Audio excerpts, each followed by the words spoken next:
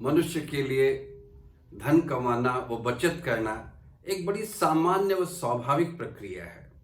बहुत से लोग इस प्रक्रिया में फाइनेंशियल इंटेलिजेंस का सदुपयोग करते हुए धनवान बन जाते हैं और बहुत से लोग अपने फाइनेंशियल इंटेलिजेंस के अभाव में, उस क्षमता के अभाव में अपने व्यक्तिगत भोग विलास की भावना को तिलांजलि देते हुए, अपनी इच्छाओं को मारते हुए, अपने व्यक्तिगत सुखों का बलिदान करते हुए बचत तो करते हैं लेकिन अपेक्षित धनवान नहीं बन पाते हैं। अब प्रश्न उठता है कि त्रुटि कहाँ हो रही है, ये गलती कहाँ हो रही है। मित्रों, आप द्वारा की जाने वाली बचत आपके धनवान बनने की संभावनाओं को तो बलवती करती है, लेकिन आपको धनवान बनाने की गारंटी नहीं ले सकती है। क्यों? इसके दो मूलभूत कारण हैं। आप धनवान तब बनते हैं जब आपके द्वारा की जाने वाली बचत अपने आप में धन अर्जित करने लगे।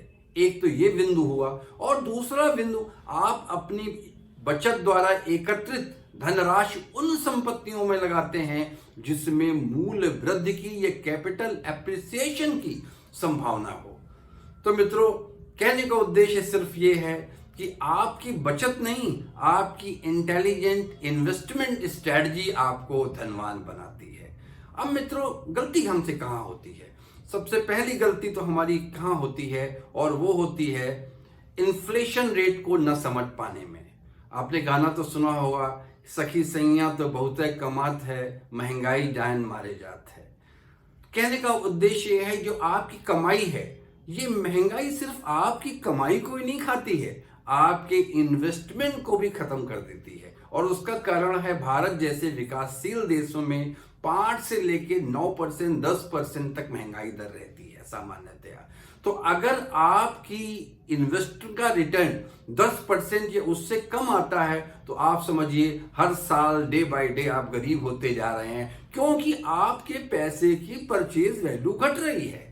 और दूसरा कारण बहुत बड़ा होता है, सामान्यतः हम लोग टैक्स बचाने के लिए हम लोग कुछ इन्वेस्टमेंट्स ऐसे कर देते हैं बड़े बड़े, कि जिन इन्वेस्टमेंट से हमें न सिर्फ रिटर्न ही बहुत कम मिलता है, बल्कि उसमें मूल वृद्धि की, कैपिटल एप्रिसिएशन की कोई गुंजाइश नहीं होती है। तीसरा बिंदु आता है, जो हम गलती करते हैं, हम फाइनेंशियल कमिटमेंट बहुत कर लेते हैं, और इतने ज्यादा फाइनेंशियल कमिटमेंट कर लेते हैं कि हमारी सारी की सारी बचत उन जगह पे इन्वेस्टमेंट हो जाती है जहां से हमें कैपिटल एप्रिसिएशन की संभावना ही समाप्त हो जाती है। तो अब मित्रों, बात आती है कि किया क्या जाए। इसके लिए सबसे पहले तो सुझाव है कि आप उस जगह इन्वेस्टमेंट करें जो इन्वेस्टमेंट इन्फ्लेशन प्रूफ हो। इन्फ्लेशन प्रूफ कौन इन्वेस्टमेंट है? जैसे एक गोल्ड हमेशा इन्फ्लेशन के हिसाब से उसके दाम बढ़ते रहते हैं। और दूसरा लैंड एंड बिल्डिंग में भी लैंड की जो वैल्यू है, अगर अच्छी लोकेशन पे है, तो वो हमेशा इन्फ्लेशन फैक्टर को न्यूट्रलाइज करती है, बल्कि उससे अधिक तेजी से बढ़ती है। तीसरा है शेयर्स भी अच्छे वैल्यूएशन के, अगर अच्छे वैल्यूएशन के शेयर हैं, उसमें भी कैपिटल एप्रिसिएशन के चांसेस बहुत होते हैं।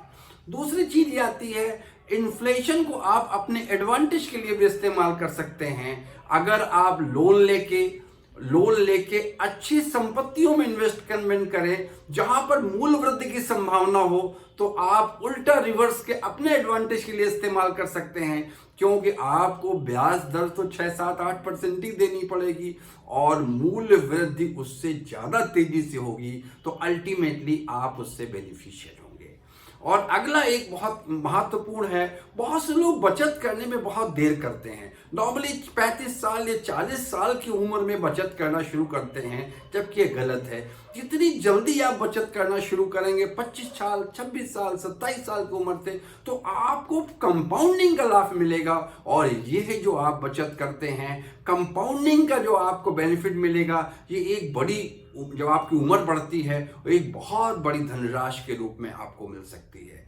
मित्रों, हमारे देश में हम सारी इंटेलिजेंस अपने बच्चों को समझाते हैं। हम लोग मैनेजरियल इंटेलिजेंस समझाते हैं, हम उसको सोशल इंटेलिजेंस समझाते हैं, लेकिन हम फाइनेंशियल इंटेलिजेंस उन बच्चों को नहीं सिखाते हैं। अगर आज दुनिया में बहुत आवश्यक है कि हमारे आने वाली पीढ़ी को और हम सबको फिनेंशियली लिटरेट होना चाहिए, और फिनेंशियली लिटरेट भी होना चाहिए और फिनेंशियली इंटेलिजेंट भी होना चाहिए। हमें मालूम होना चाहिए कि अपनी बचत को हम कहाँ इन्वेस्टमेंट करें। अन्यथा होता क्या है, हम अपनी बचत को दीर्घकालीन में ऐसी जगह इन्वेस्ट कर देते हैं जहां मूल्य वृद्धि की संभावनाएं नहीं होती हैं, और इन्फ्लेशन के इंपैक्ट से उनकी परचेजिंग वैल्यू इतनी कम हो जाती है कि हम धनवान बनते ही नहीं हैं बल्कि हम गरीब हो जाते हैं। मित्रों, मेरा आप सभी से अनुरोध है, फिनेंशियल इंटेलिजेंस बहुत आवश्यक है अपने बचत के लिए। तभी हम अपने लिए एक स्वर्णिम भविष्य का निर्माण कर सकते हैं। तभी मैं हमेशा कहता हूं कि धन कमाइए और धनवान बनिए, इन दोनों चीजों में बुनियादी फर्क है। इस अंतर को जानने का प्रयास करिए और अपने लिए एक स्वर्णिम भविष्य का एक आयाम स्थापित करिए, अपने स्वर्णिम भविष्य बनाने का एक कार्य करिए। बहुत बहुत धन्यवाद।